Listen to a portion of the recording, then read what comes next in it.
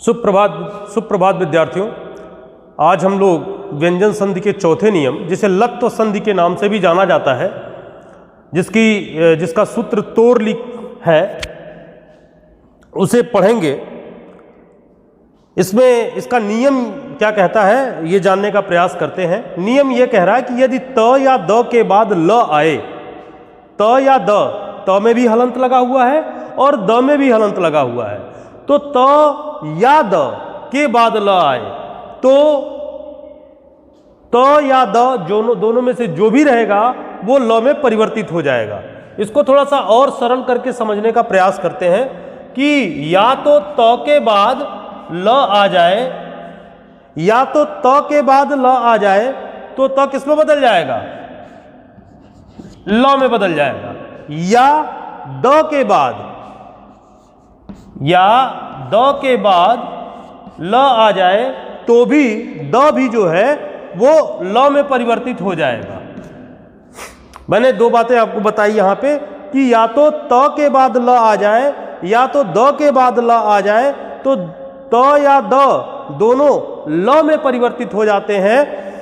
नियम का जो दूसरा हिस्सा है वो ये कह रहा है कि यदि न में हलंत लगा हुआ है, आधा न के बाद अगर ल आता है तो न अनुनासिक के साथ, अनुस्वार नहीं है, चंद्रबिंदु लगा हुआ है, अनुनासिक के साथ आधा ल में परिवर्तित हो जाता है। उदाहरण के साथ इसे समझने का प्रयास करते हैं। उदाहरण है उत्धन लंघन। उदाहरण है उत्धन लंघन। नियम क्या कह रहा था कि त के बाद अगर ल आएगा, नियम क्या कह रहा है कि त के बाद अगर ल आएगा तो त जो है वो ल में बदल जाएगा। यहां भी त के बाद ल आया हुआ है तो ये त जो है वो ल में परिवर्तित हो जाएगा।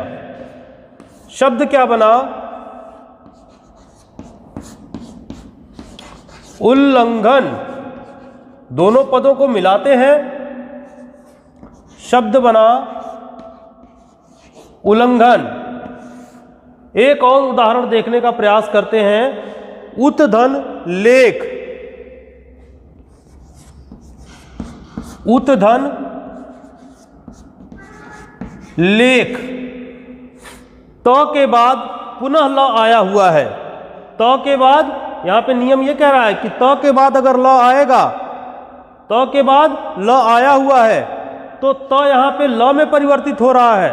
उसी तरह से ये त भी ल में परिवर्तित हो जाएगा। उसी तरह से ये त भी ल में परिवर्तित हो जाएगा। और शब्द क्या बना? उल्लेख।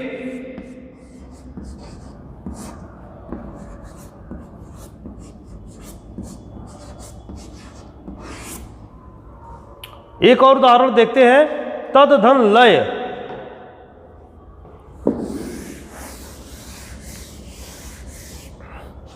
एक और उदाहरण देखते हैं। तद धन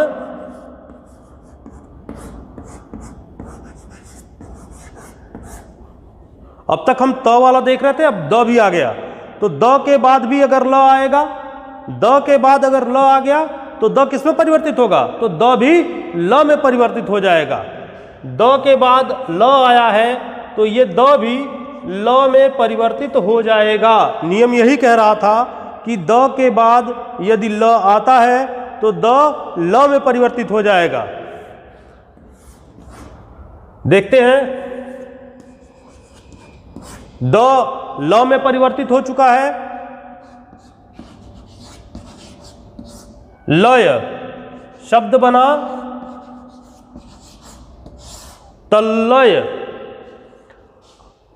एक और संस्कृत का उदाहरण है, उसे देखते हैं। वृक्षात लगुडम।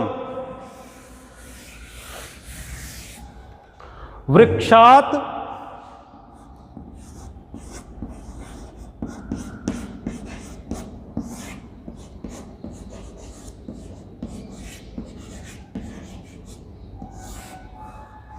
त के बाद पुनः ल आया हुआ है। त के बाद ल आया हुआ है।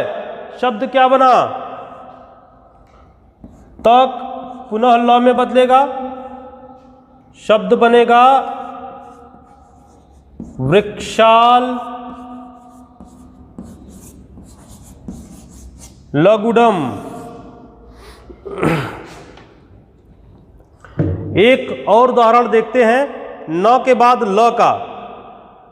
महान धन लाभ,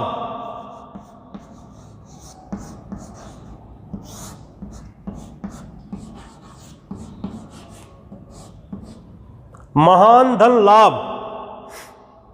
नियम यह कह रहा था कि यदि न के बाद ल आएगा, न के बाद ल आ गया है, नियम क्या कह रहा था कि यदि न के बाद ल आया तो न क्या हो जाएगा, अनुनासिक तो होगा ही, साथ में अनुनासिक के साथ साथ ल भी हो जाएगा। तो इसका जो परिवर्तन है, पहला तो अनुनासिक होगा, अनुनासिक के साथ साथ ल भी हो जाएगा। तो यहां शब्द बना, यहां शब्द बना महा, न जो है अनुनासिक में परिवर्तित हो गया, अनुनासिक के साथ ल होना था आधा, महान लाभ, और इस लाभ को ले आकर के हमने उतार दिया। एक बार फिर से इसको समझ लीजिए, न के बाद अगर ल आया है तो न अनुनासिक के साथ साथ आधे ल में परिवर्तित हो जाएगा। न के बाद यहां ल आया है तो न अनुनासिक में और आधे ल में परिवर्तित हो गया, शब्द बना महान लाभ। एक और उदाहरण, विद्वान धन लिखति।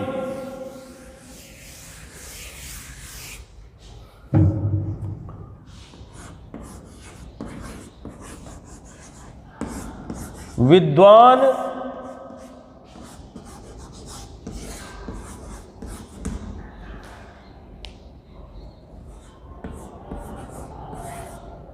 लिखति। मैंने बताया कि न के बाद अगर ल आएगा, न के बाद यदि ल आया तो ये न अनुनासिक और आधे ल में परिवर्तित होगा। तो ये न अनुनासिक और आधे ल में परिवर्तित होगा। देखते हैं,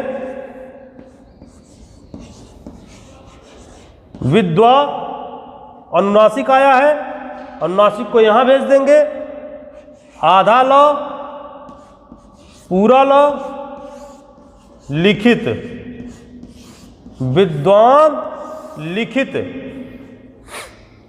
ये संधि आपको कितना समझ में आया, हमें जरूर कमेंट सेक्शन में जाकर के बताइएगा। वीडियो को ज़्यादा से ज़्यादा सब्सक्राइब कीजिए, लाइक कीजिए, शेयर कीजिए। धन्यवाद।